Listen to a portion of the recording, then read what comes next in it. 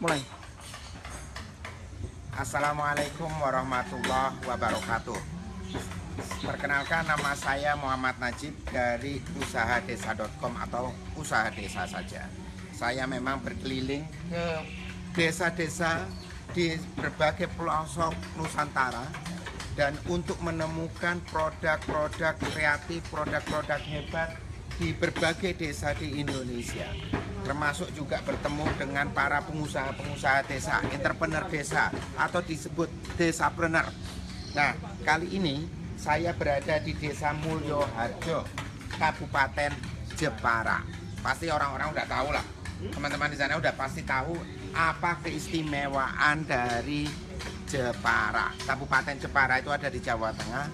Nah, oh iya, sebelumnya mohon share, like, dan share dari video-video liputan ini agar kita bersama-sama bisa membangunkan, membangkitkan, mendukung kebangkitan dari ekonomi desa di berbagai wilayah di Indonesia.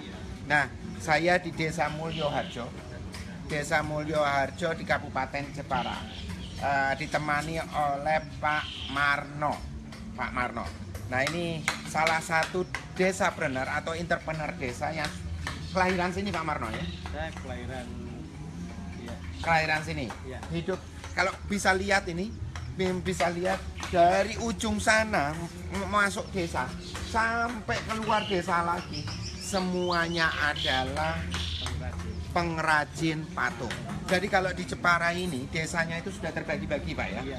Ada desa kreatif untuk ini Desa Mulyoharjo mengkhususkan pada ukiran sentral patung. Ini agak kerasan, Pak, iya, karena yang dengar ini dari macam-macam. Apa namanya? Ini sentral patungnya. Ada desa lain untuk kaligrafi. Sentral mebel juga ada sendiri. Sentral mebel ada sendiri. Ya, sentral khusus patung, lemari juga ada sendiri. Lemari. Jadi yang kita orang-orang di rumah orang-orang itu ada ukiran Jepara, ada tempat furniture Jepara, semua berasal dari desa-desa yang ada di sini. Jepara, ya. Wah, hebat sekali lah. Nah, tapi kita langsung saja tanya sama Pak Mul. Kita panggil Pak Mul saja atau Pak Marno? Pak Marno, ini bisa dijelaskan sebagian besar warganya memang bergerak di ukiran patung. Iya. Untuk warga khusus di sentral patung ini memang bergerak di kerajinan patung.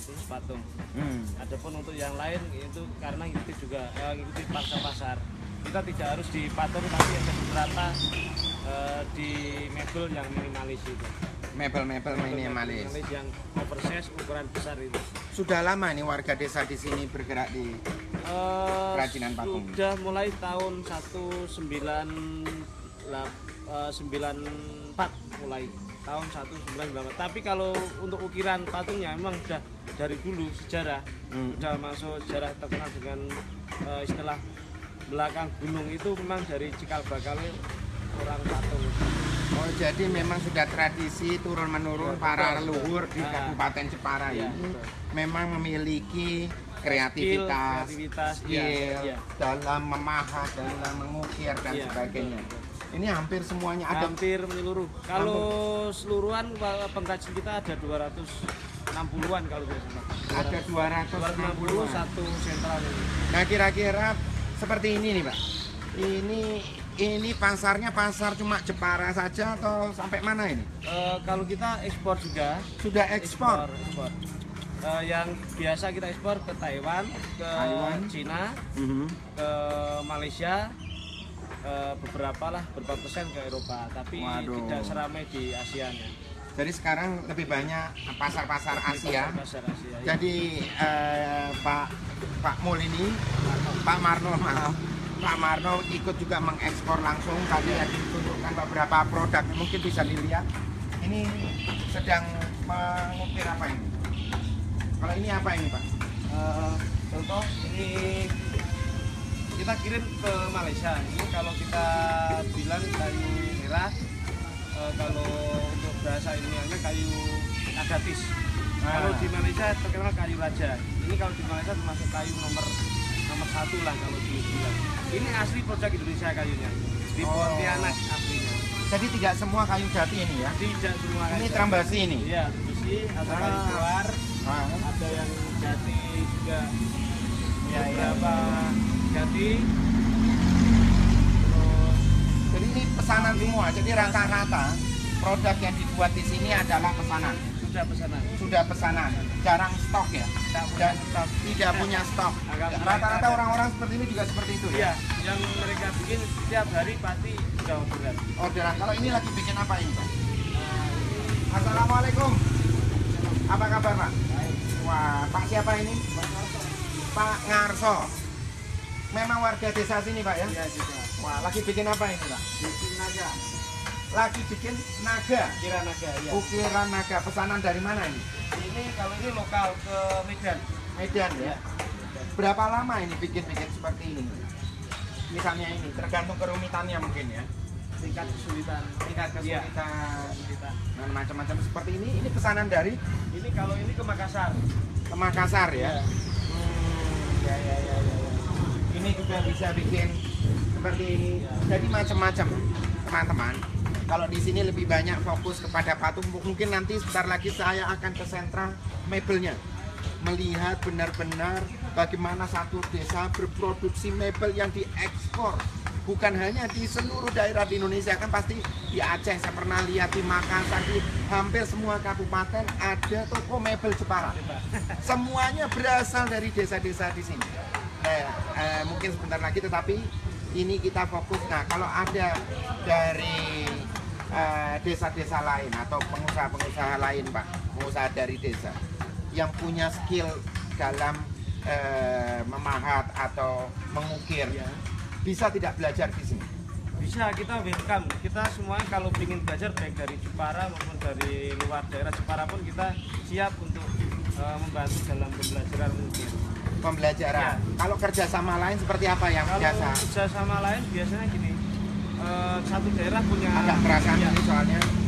satu daerah punya bahan yang berlimpah. Nah, Mereka tidak kurang untuk tenaga sipilnya. Kita bisa saling tukar pengrajin, kita ke sana juga bisa, dia bawa bahan ke sini juga bisa. Itu salah satu contoh kecil untuk kerjasama dengan tetangga desa atau jadi daerah misalnya lain. desa-desa di Gunung Kidul itu kan banyak kayu-kayu Iya, jatinya, betul. tetapi mereka kurang pengrajinnya. Sementara di Jepara ini minim terhadap kayu-kayu jati. Iya, betul. Jadi bisa kerjasama Ya. antara badan usaha milik desa di sana dengan pengrajin-pengrajin seperti Pak Marno ini untuk bagaimana menghasilkan produk-produk seperti ini. Wah, Iya. ini peluang Iya. kerjasama yang bagus. Apalagi Pak, kerjasama lain seperti apa? Yang jelas kita udah laksanakan itu yang kerjasama di bidang kecil. Kita, Iya, kita sebisa mungkin ya istilahnya untuk melestarikan ukir. Karena pada saat ini juga untuk ukiran sangat sedikit menurun banget. Generasinya memang agak kurang. Makanya kalau kita ada yang mau belajar mungkin kita welcome. Waduh, jadi teman-teman Iya. yang pemuda-pemuda desa dari mana-mana Iya. yang ingin belajar mengukir bisa datang, bisa menginap di sini, bisa datang menginap di desa ini untuk diajari cara skill, cara mengukir patung dan lain-lainnya. Mungkin bisa peluang-peluang kerjasama Iya. setelah diajari seperti itu. Nah, Pak Marno, nah kira-kira kerjasama kalau misalnya teman-teman ada yang punya galeri, punya showroom, bisa juga kerjasama. Bisa. Bisa, Kita ya? memang kalau sama anggota sini, kalau yang kita misalnya ada bahan lebih stok, kita biasanya kita titipkan ke teman-teman yang sudah punya showroom, punya Suaranya ini. punya usaha yang sudah besar, jadi kita bisa taruh di tempat-tempat. Bisa taruh. Jadi teman-teman yang punya showroom, Nah. punya galeri, punya macam-macam seperti itu, bisa juga kerjasama untuk menitipkan produk-produk sebagai showcase-nya lah. Iya. Nah, terakhir nih Pak, Iya. Pak Marno, kira-kira apa, ini kan Pak Marno sudah lama ini Sudah lama. sebagai desapreneur, sebagai entrepreneur desa, pernah jatuh waktu krisis kemarin, mungkin pernah jatuh, bangkit lagi, jatuh lagi, bangkit lagi. Apa strategi bisnis yang diimplementasikan atau yang dimiliki oleh Bapak dan mungkin juga oleh pengrajin-pengrajin lain sehingga bisa terus maju dan berkembang? Apa ini? Kalau menurut saya jatuh bangun itu pastilah ada. Ya. Cuman kan kalau kita harus terpuruk terus kan kita tidak mungkin lah. Apa Tapi tips-tipsnya apa pasti. ini? Kalau tips saya gini, karena kita di bidang kerajinan patung, kita usahakan bikin istilahnya desain baru. Paling tidak kreativitas kita tunjukkan. Kreativitas Satu, itu penting. kreativitas, iya. Kedua kita berusaha tebus, dalam arti kita gunakan IT. Oke. Online dan sebagainya. Kita Jadi harus melek IT. Iya, tidak boleh gaptek sebagai pengusaha desa betul, itu betul. tidak boleh gaptek. Walaupun di desa kita harus Wah. benar-benar Bahkan bisa melalui IT-nya. Facebook saja cukup Betul, sebenarnya ya. iya. Oke. Apalagi terakhir? Yang itu kita yang jelas gini, jangan sampai mengecewakan satu pelanggan, Oke. satu bayar atau satu Kepuasan relasi. pelanggan Iya. adalah terpenting. Iya, Jadi itu Betul. jangan sampai dikecewakan. Iya. Kalau pesannya bentuknya naga, lagi mangat seperti ini, jangan naganya mingkem, harus mangat. Kalau mingkem sudah hilang khasiatnya katanya seperti itu. Oke, sip. Nah yang terakhir nih Pak Marno, apa namanya? Ya keberatan tidak? Kita sama-sama ngomong cinta Indonesia beli dari desa. tidak lah, Tidak sangat lah. tidak. Ya. Oh ya, ini desa wisata ya? Iya, Desa wisata Mulyoharjo. Kita ngomong cinta Indonesia beli dari desa ya. Iya. 1, 2, 3. Cinta Cinta Indonesia Indonesia beli dari desa. desa. Assalamualaikum warahmatullahi wabarakatuh.